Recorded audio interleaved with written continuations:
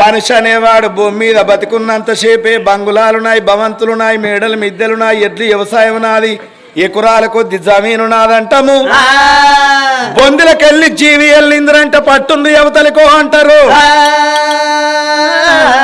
తను ఎవని సొమ్ము తనదాని పోషించే ద్రవ్యమెవని సొమ్ము దాచుకొనగా, ప్రాణమెవని సొమ్ము పారిపోవగా నిల్వ విశ్వదాభిరామ వినరవేమా అన్నారు. బిడ్డ సత్తనని బాగా బాధపడుతున్నావు. సచ్చినోళ్ళ గురించి ఎడవరాదు, బతికినోళ్ళ గురించి బాధపడరాదు, పుట్టినోళ్ళ గురించి సంబరపడరాదంటారమ్మా.